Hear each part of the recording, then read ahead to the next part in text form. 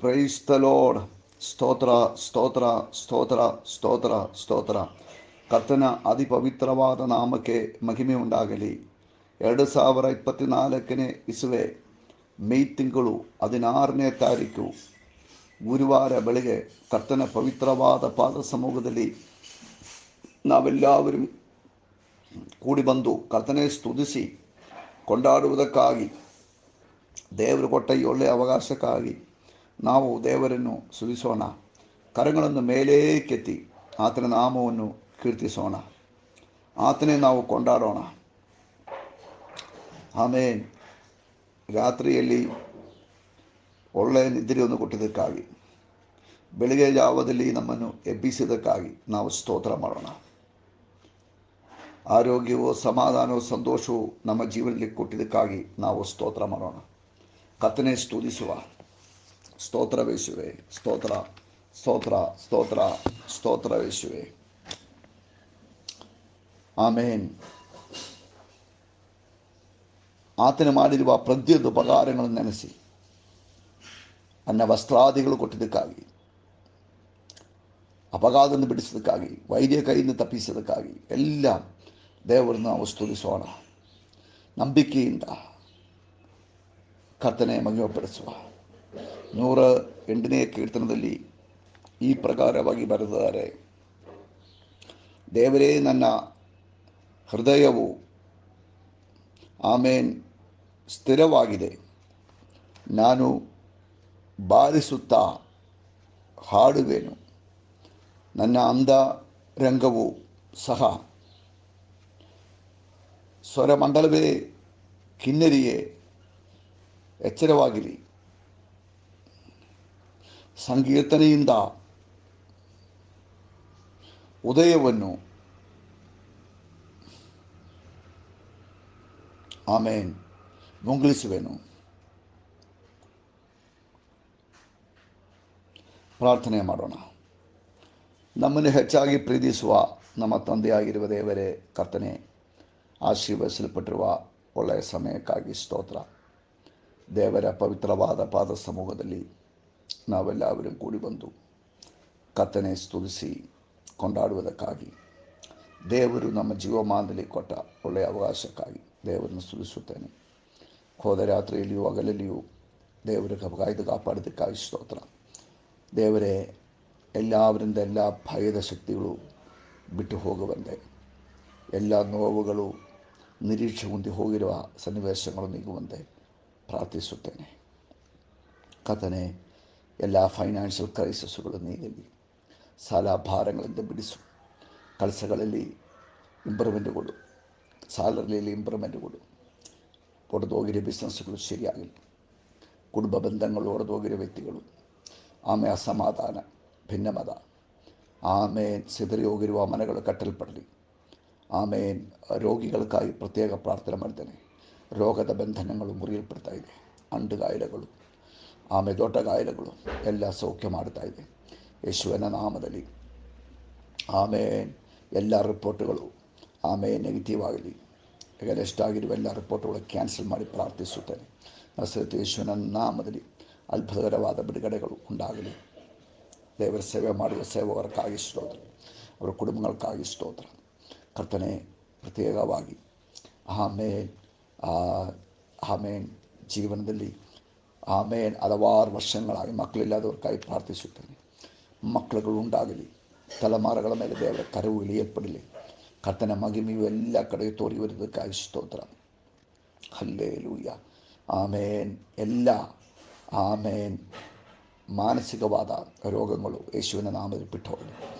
ಆಮೇಲೆ ಶಕ್ತಿಯು, ಬಲವು, ಸಮಾಧಾನವು, ಸಂತೋಷವು, ಆಶೀರ್ವಾದಗಳು ಮನಗಳಲ್ಲಿ ತುಂಬಿ ತುಳುಕುವಂತೆ, ಪರಿಶುದ್ಧಾತ್ಮನ ಕ್ರಿಯೆಗಳು ತೋರಿ ಬರುವಂತೆ ಪ್ರಾರ್ಥಿಸುತ್ತೇನೆ. ರಾಜಾವೇ, ನಿಮ್ಮ ಕರೆದಲ್ಲಿ ಸಮರ್ಪಿಸುತ್ತೇನೆ. ಪ್ರಾರ್ಥನೆಗಳಿದ್ದಕ್ಕಾಗಿ ಸ್ತೋತ್ರ. ಯೇಸು ಕ್ರಿಸ್ತರ ಮುತ್ತು ತಂದೆ. Praise the lord. ಕರ್ತನು ನಮ್ಮೆಲ್ಲವರನ್ನು ಆಶೀರ್ವಾದ ಮಾಡಲಿ. ಪ್ರಿಯರೇ, ನಾಳೆ ಇಂಡಿಯನ್ ಟೈಮ್ ಬೆಳಗ್ಗೆ 8:15 ನಮ್ಮ ಸಭಾರಾಧನೆಗಳ ಪ್ರಾರಂಭವಾಗುತ್ತದೆ. ನೀವು ಪ್ರಿಪರೇಷನ್ ಆಗಬೇಕು, ಪ್ರಾರ್ಥಿಸಬೇಕು, ಸಭಾರಾಧನೆ ಪಾಲ್ಗೊಂಡು ಆಶೀರ್ವಾದ ಪಡೆದುಕೊಳ್ಳಬೇಕು.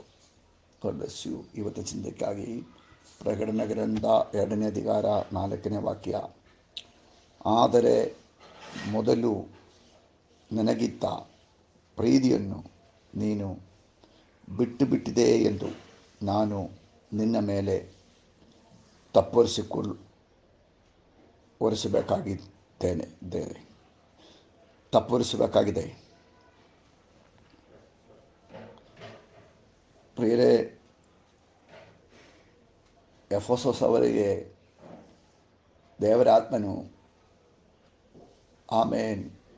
ಆಲೋಚನೆ ಕೊಡುವಾಗ ಎಫೆಸಿಯ ಎಂಬುದಾಗಿರುವ ಪಟ್ಟಣದಲ್ಲಿ ಇದ್ದ ಎಫೆಸೋಸ್ ಸಭೆಯು ಮೊದಲನೇ ಪ್ರೀತಿಯನ್ನು ಬಿಟ್ಟುಬಿಟ್ಟಿದೆ ಎಂಬುದಾಗಿ ಒಂದು ತಪ್ಪು, ಒಂದು ಕೊರತೆ ದೇವರಾತ್ಮನೆ ಹೇಳುವುದು ನಮಗೆ ಕಾಣಕ್ಕಾಗುತ್ತದೆ. ಕರ್ತನ ವಾಕ್ಯದಲ್ಲಿ 2ನೇ ಅಧಿಕಾರದಲ್ಲಿ ನಾವು ಓದುವಾಗ ನಿನ್ನ ಕ್ರಿಯೆಗಳು, ನಿನ್ನ ಪ್ರಯತ್ನ, ನಿಮ್ಮ ಸಹಿಷ್ಣುತೆ, ಅಪೊಸ್ತಲರು ಅಲ್ಲದವರನ್ನು ಪರೀಕ್ಷೆ ಮಾಡಿ ಕಂಡುಹಿಡಿಯುವುದು, ಮತ್ತು ಕರ್ತನ ನಾಮಕ್ಕಾಗಿ ಸಹಿಸಿರುವುದು, ನಿಂದಿರುವುದು,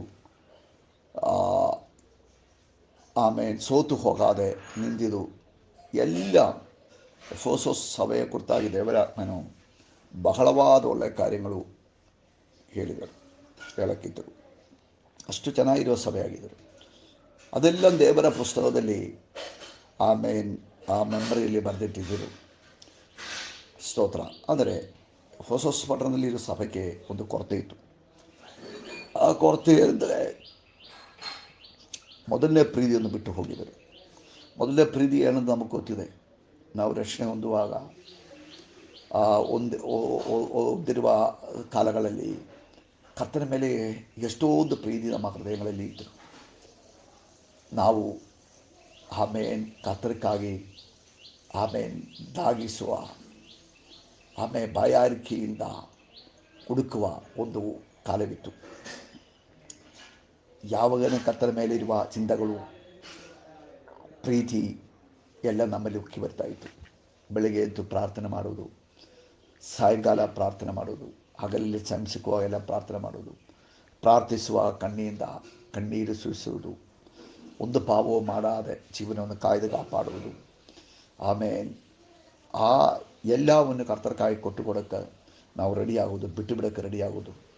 ಈ ರೀತಿಯಲ್ಲಿ ನಾವು ಪರಿಶುದ್ಧಾತ್ಮನಲ್ಲಿ ತುಂಬಲ್ಪಟ್ಟವರಾಗಿ, ಕರ್ತನ ಪ್ರೀತಿಯಲ್ಲಿ ತುಂಬಲ್ಪಟ್ಟವರಾಗಿ ಬಾಳಿರುವ ಒಂದು ಸಮಯ ಉಂಟು. ಯೇಸು ಜೊತೆಯಲ್ಲಿ ಅಂಡಿ ಕರ್ತನ ಮೇಲೆ ಪ್ರೀತಿ ಇಟ್ಟು ಉಪವಾಸದಲ್ಲಿ ಪ್ರಾರ್ಥನೆ ಮಾಡಿ, ರಾತ್ರಿಯಲ್ಲೇ ಕೂತ್ಕೊಂಡು ಪ್ರಾರ್ಥನೆ ಮಾಡೋದು, ಈ ರೀತಿಯಲ್ಲಿ ಕರ್ತನ ಮಾತ್ರ ಸಾಕು, ಬೇರೆ ಯಾರು ಬೇಡ ಎಂಬುದಾಗಿ ಹೇಳಿಕೊಂಡು ಪ್ರೀತಿ ಮಾಡಿರುವಂಥ ಕಾಲ ಉಂಟು.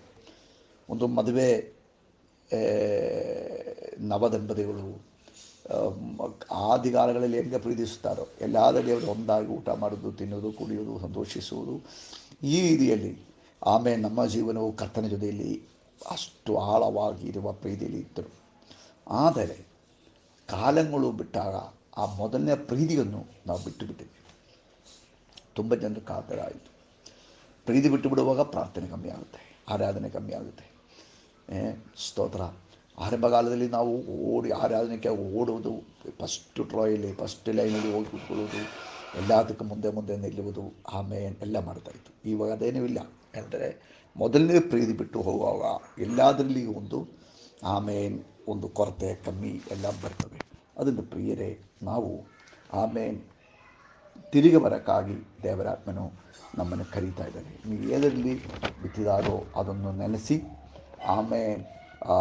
ಸ್ತೋತ್ರ ಏನು ಮಾಡಬೇಕು, ಪೂರ್ವ ಸ್ಥಿತಿಗೆ, ಹಳೆಯ ಸ್ಥಿತಿಗೆ ನೀವು ತಿರುಗಿ ಬರಬೇಕು ಎಂಬುದಾಗಿ ದೇವರಾತ್ಮನು ನಮ್ಮ ಹತ್ರ ಬುದ್ಧಿ ಹೇಳ್ತಾ ಇದ್ದಾರೆ. ನಾವು ನಮ್ಮನ್ನು ಶೋಧನೆ ಮಾಡೋಣ.